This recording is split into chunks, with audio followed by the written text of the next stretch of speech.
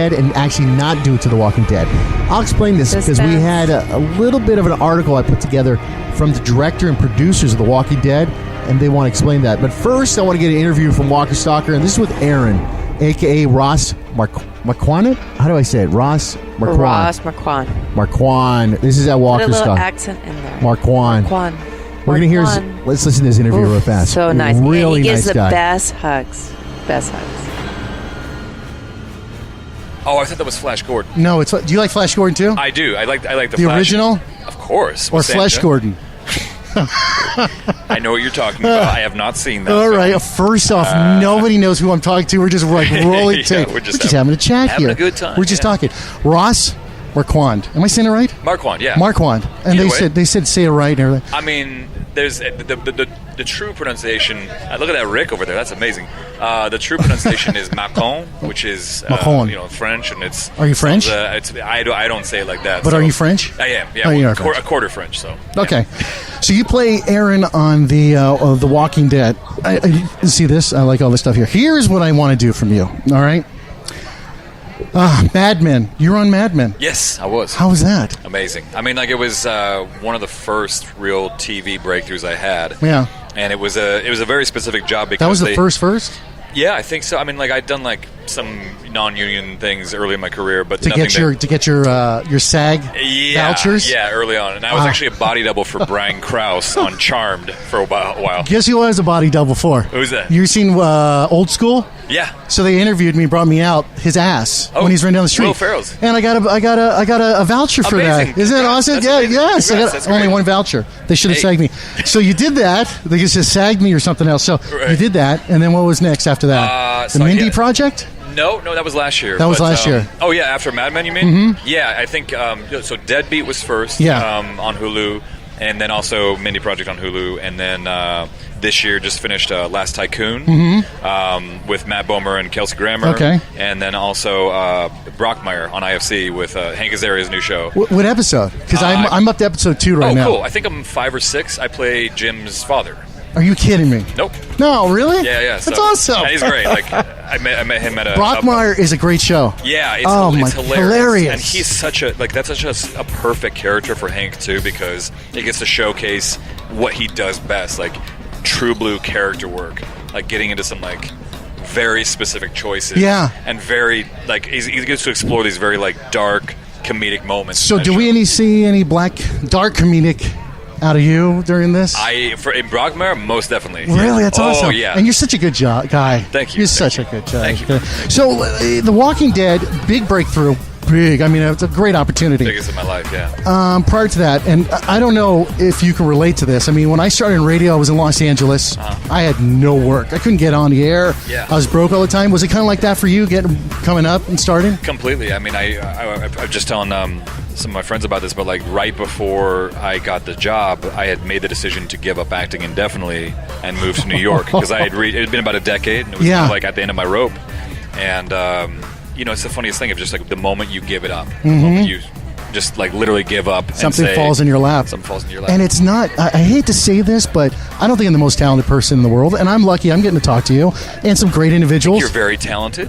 Watch this tap. Look at this. Yeah. Oh, wow. Look at that. Look at my tap dancing. Am I good or what? That's amazing. No, but you get it's all about opportunity at a moment that you're at. And that's what you get lucky with, correct? Yeah, I think so. I think you just have to have fun with it, no matter what. You got to separate yourself from the outcome and the expectation of what you're trying to get and just have fun with it. Okay. All right. Now, voiceovers. Phineas and Ferb? Yeah. And then what else do we have here? Within the Han Solo canon, I did Trials on Tatooine, the VR game. Okay. Basically, anytime I can play Han Solo or Harrison Ford, I'm in. Okay. This is what I want to get with you because I want people to know about this.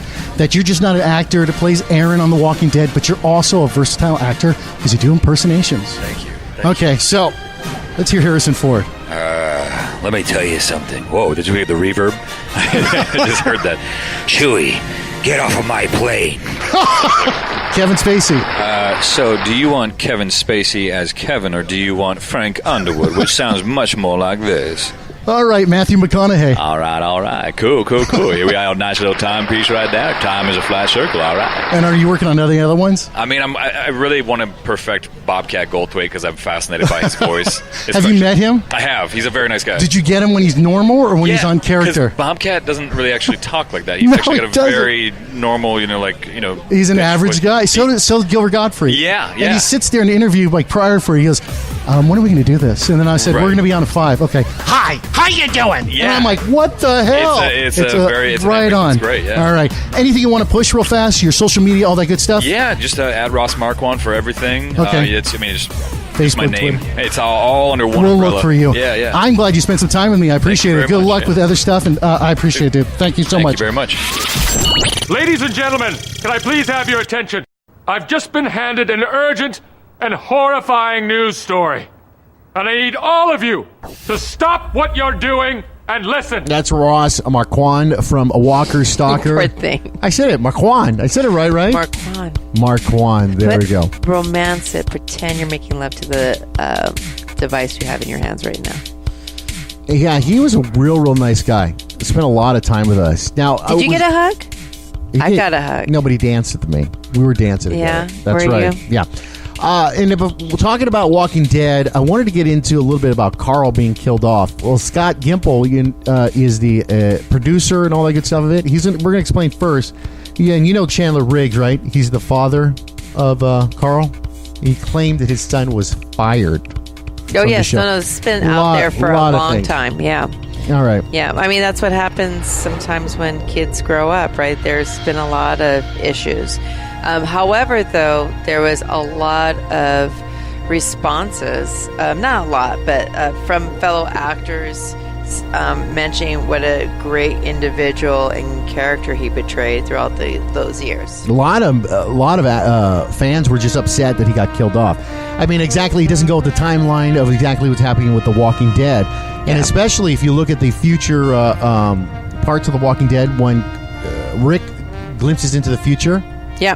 Carl's in the glimpses in the future, but then all of a sudden he's gone. Yeah, something It's happened so weird. with Carl because it's just he's such a vital piece, and I think also he's a vital piece of why Rick perseveres. All right? We know Scott Gimple. You heard his name before. He's the showrunner. And he explained why in a tweet that I found why they killed off Carl and not going by the comic book. This is what he says. All right, for the non-Twitter lovers out there. We wanted to tell a version of the comic story that kept emotion similar to what you get when reading the source material, but in a different ways. So the comic book reading audience didn't expect what there was going to happen. I kind of like that a little bit, but, I'm a dork. He didn't tweet that. I'm just saying that. Just heads up. We plan to do the moving forward as well, sometimes pulling moments from the comic book in a sort of a, lateral way, and sometimes in different ways, with the goal of highlighting the message in some way. Carl's death fell into that category. This is the many ways and sort of the ending of an era for The Walking Dead and starting a new one. Yeah. Yeah. Well, he's got one more kid left, so. Well, and let's don't forget about Michonne and Rick having a gorgeous baby together. That's going to be then Rick will be very, very old. But if you look in the last episode, Michonne looks super young. And if you read the last recent comic, should we do a spoiler alert? Go ahead. Michonne in the comics finds her baby girl. Oh, does she really? She finds her daughter. Is this the comic book you took off that I bought just recently and I didn't read? So this is. Hold on a second. A lot of bleeps here. I cannot. bleep. You told me. Oh my! I just bought that. I asked her. I said to her. I said, hey. No, I you said, didn't say anything. I asked her. I said, comic book day. I like doing it. I used to do it on my Thursdays, and I have them save up all my comic books I'm gonna get. Okay. And I asked her, I said, I'm behind schedule. I want to go get it. And first I was going to read my the new Watchmen, the one where they go in parallel timelines, which is freaking awesome. I haven't had a chance to get into that with you guys. But I wanted to read The Walking Dead, and thanks a lot. Thanks a lot. Geez, one more time. God, son I of have a... it recorded on there. Right. You saw my reaction when I was reading it. I was tearing up. Okay. It was a good scene. I thought you were tearing up because you were eating a burger or something. I did pass gas at that time, and I thought maybe you were tearing up. Oh, my God. If you ever are around him. That would be yourfarts.com. All right, we got to wrap up the show. We're running out of time like crazy. Wait, but you have all this other stuff you have to talk about. So much. What about Thanos and the glove? And first off, it's not Thanos. It's Thanos. Okay, well, that's why we are the lead of the show. Okay, listen.